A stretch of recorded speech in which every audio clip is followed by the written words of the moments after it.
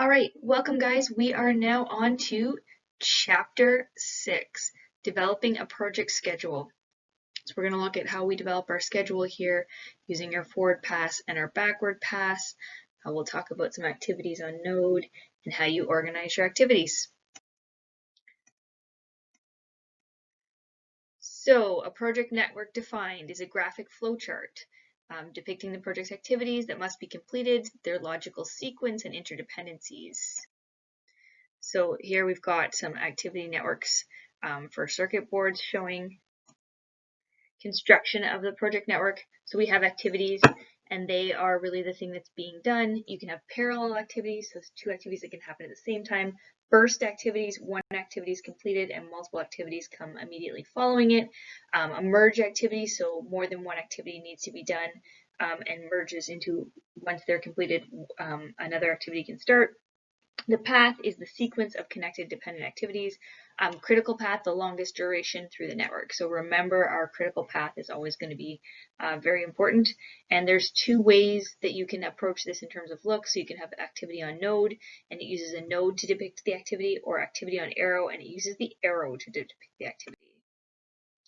So basic project rules to follow. Network flow typically flows from left to right. Activities can't begin until all preceding connecting activities have been completed. Arrows on the network indicate the precedent and the flow. They can cross over each other. Each activity should have a unique identification number. The activity identification number should be greater than the activity that preceded it. Looping is not allowed, so we're not going backwards. Conditional statements are not allowed, and where there are multiple starts, a common start node can be used. So here we go. You can see the flow. You can see where one activity then moves into two activities. Here's where the three activities then go into one, and there's somewhere in order, for instance, for A to happen, both Y and X need to happen, or in the case of Z, both X and Y need to happen. So this would be how you would see your schedule and how you're building it. So here's all the activities labeled in their order and what they are and what activities have to be completed for it to happen. So for instance, for you to get to activity B, A must be completed. And sometimes you have multiple preceding. So in the case of H, E, F, and G have to be completed in order to get to H. So here is what the diagram then builds up, as you can see. So up top it says A has to be completed, so you can see A is already done and you move to B. In the case of E, C needs to be completed, so once C is completed, E can happen, but that's also the case for F. So here's C and there's F completed as well. And you move to the end where in order for H to be completed, E, F, and G need done, and you can see them all pointing to it. So there's two ways we look at processing and understanding the timing. We can do a forward pass. So how soon can the activity start? Early start represented by ES. How soon can it finish? Early finish represented by EF. And how soon can the project finish, which is our TE, expected time. And then we have our backwards pass, so the latest times. How late can the activity start? How late can the activity finish? Which activities represent the critical path? And how long can an activity be delayed? So we talk about slack or float. So there's time where, let's say those two activities need to come into one. Maybe one of them doesn't take as much time as the other. So there would be a period of slack there. Okay, so we're building up now, and we've got all our activities. We've got our description of our activities, and we've got the timing associated with each activity, and we're going to start working through our forward and our backward pass. So here's our first sheet laid out, and as you can see in each box in the top corner we have its ID, so the activities A, B, C, D, E, etc. You have a box in the corner for your early start, you have an early finish, your slack, your late start, your late finish, and your duration. So for instance, if we went back to our previous chart, you would see that the duration on task A is 10 days, and when we look at this diagram, there in fact is the 10 days. We start our forward pass. So each activity is filled out for what it is. We started on day 0. We know it's going to take 10 days, so our early finish is 10 days. This 10 days then comes up and becomes the starting date of our other next two activities. For activity B, it's 5 days, so its finish is 15. Activity C, 25 days, so now we're 35. And then they travel through and follow based on page 13 or slide 13. So again, your forward pass computations, as we just talked about, early start plus duration is your early finish.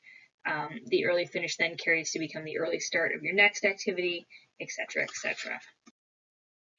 Activity on node for our backward pass. So now we're going the opposite way to figure out the end date. So we know we've got, we're on day 100. It takes 15 days to do it, and therefore our latest start date would be 85. 85 then becomes the latest finish date for task F. 15 days is how long it's going to take. So now we're 70 days for our latest start for the activity.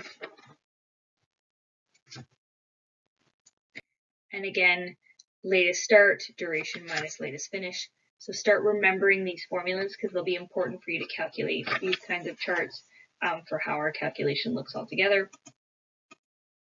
And then we put these two things together and we get this, and we start having slack time. So we have what our early start and early finish are, but if there's a difference, then we have some slack. For instance, on our task H, they're both 85, so there is no slack. But then we come down here to task G, and based on the fact that our latest start would be 50 days, but our early start would be 35, we have a slack of 15 days. So we have some time there if we weren't to finish on time on our previous activities to still go this and stay on time. And again, follows through. So when we look at D, early start 15 days, late start 30 days, again, we have 15 days. And you would calculate the whole way through for your slack times. And then you've got your entire chart built up. So you have total slack, which tells you the amount of time an activity can be delayed and not delay the project. And you have free slack, which is the amount of time an activity can be delayed without delaying the immediate following successor activity. So the concept, as I said, that was very important before. We talk about critical path. So what is critical path? It is the network path that has the least slack in common. It's going to be the longest path through the activities. It's the ones where you're not going to have the slack to really work with, and you need to ensure that those activities are starting to happen within an important amount of completion time, and you're really going to put your focus on them. It's where your risk assessment really is going to be. Sensitivity. So network sensitivity is the likelihood that the original critical path will change as the project is initiated. So we talked about time horizons last time. And when you think about this, as we get closer in time horizons to the individual activities, we can get a better idea of what's going on then. And there may be activities that are more likely to change. And then it also depends on how significant they are to the process, on whether or not we are expecting that to be a problem. So non-critical activities enjoy significant slack and really are insensitive, but if they're on that critical path, it's going to be significant and sensitive, and we're going to make sure that we have some control over them. So here we're looking at a system network design, and it's telling us our start, our finish, and our duration. And we take this information and we can build what's called a Gantt chart. So again, a Gantt chart is just, these are all kind of different ways to an extent represent the same kind of information. We've got what our start and finish time are, our late start, a late finish, if there's any slack, and the total slack, and then a pictorial to the side of it. For most of my projects, I would see something like this, and then we draw a line in the sand as to where we are now and say, okay, based on what's completed, are we on track or are we behind? We can also have activities that have different relationships, but we're looking start to start. We can have a finish to finish. So in order to finish our prototype, we have to finish testing. Start to finish. In order to start one activity, we have to, to finish one activity, we have to start the other. And sometimes there's a combined relationship where they have effects on each other. So here is a network with using some lags where we have lag timing put into it. Hammock relationship. So hammock relationship is going to be an activity where it kind of expands and it can happen while other activities are all happening. Better to kind of see it in terms of this diagram. So you see during activities B, D, and F, G is happening. So it's happening at the same time. It's not totally dependent on making sure, let's say that D is finished or F is finished. It can happen in the relationship while they're going on. And that is about it for our chapter 6 in terms of key information. So we've talked a lot about these key terms. Make sure that you know these for your midterm and you have reviewed these concepts and you're capable of putting together that forward pass or backwards pass diagram based on given information like you have in these slides. All right, thank you guys.